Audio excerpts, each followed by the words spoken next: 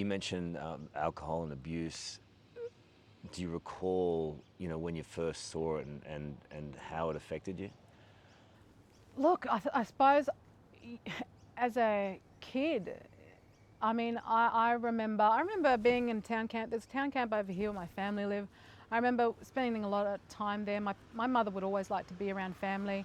So we'd go and visit family out there, and I remember seeing one of my older, I think she was a cousin to me, and she was drunk and she was in a state, she had a knife, she was stabbing herself in the leg.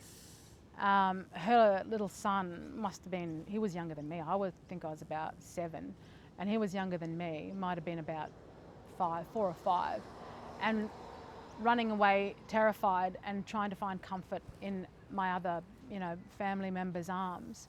I remember another time where there was fighting going on, so we had to go and grab my baby cousin, and he was like 18 months old or something, and I was probably 14, and I remember I just held him in the crook of my arms that whole night. I just wanted to comfort him because he was so distraught. I remember my aunt hitting my uncle over the head with a mattock in our front yard because she was defending himself because he was an abuser, and he was always, whenever he'd come into town, he'd get on the drink, and then she'd follow him in to drag him back out to community, but he'd bash her up. I remember Christmas, I must have been about 10, and my aunt was there with her partner, who was another, when he got drunk, he was abusive, and he had his 2 young kids there, and the littlest one was probably, again, a 2-year-old. I remember him still being in nappies. He was either 18 months or 2 years old, and his big sister, who was probably 4.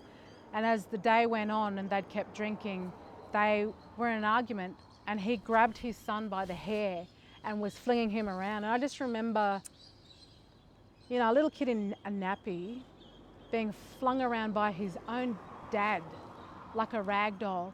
And I remember seeing the look on his face was just, it was blank. It wasn't like he was crying and distraught because this kid was used to it. I was like, and us scrambling to grab this baby off him and calling cops. The amount of times that we've called police to intervene in violent situations, I've lost count of that. I've lost count of the funerals. And this is the thing that the left, when they romanticise Aboriginal culture, they completely ignore and gaslight the reality of what goes on in a place like this. They're not there to help these situations because you have to confront it. You have to talk about it. You have to air it out. You have to lance that boil in order to fix it. And so you've got the Greens, you've got the left, you've got Labor, who pontificate about, let's respect, show our respects to the elders. Bullshit. It means nothing. It means nothing to these little kids who are living in these circumstances. Go on with your virtue signalling as much as you want, but it doesn't make you a better person when you get up and do that. It sickens me. I'm over it. I'm done with it. This is why I can't participate in that. And then there's an industry, an Aboriginal industry, that is built on the backs of the misery of these people. I mean, closing the gap, it's just a joke. It's a joke. 4 of the 20 recommendations or whatever. Yeah, right. It's a joke because you don't want to actually address the real issues in an honest way in order to fix them.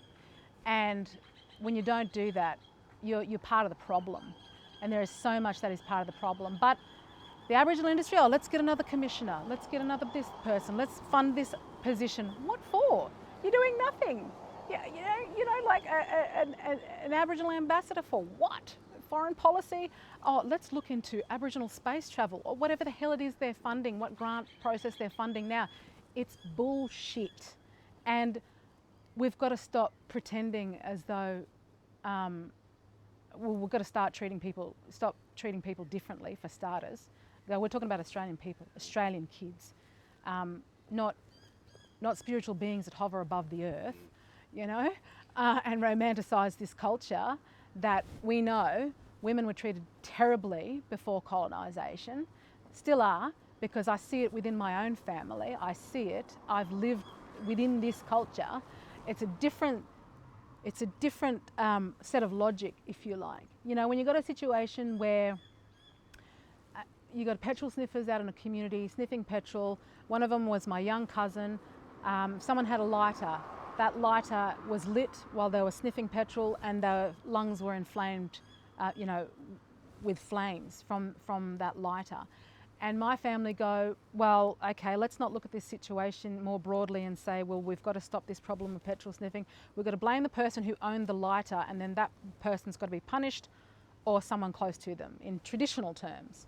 In traditional terms, if a woman loses her child, she's, in traditional terms, blamed for that, even if it was due to something like cancer, leukemia, and she has to be punished physically in traditional terms. In traditional terms, a mother's not supposed to attend her child's funeral. Like, there's all these elements of culture that people don't have a clue about. People who don't live it have a clue about. And then there are those who've unfortunately lost their culture for things like the stolen generation, but unfortunately there's a lot of cultural reinvention going on. There's a lot of cultural romanticism going on. No, we didn't have smoking ceremonies willy-nilly. No, we didn't do this welcome to country thing. This is all romanticism, and also you can get paid for that stuff. We didn't pay each other to welcome one another. You know, like, it's So you just, still don't necessarily agree with the welcome to country? no, it's pontificating.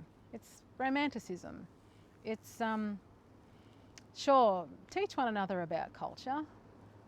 You know, have those knowledgeable conversations and transfers, and let it go back and forth.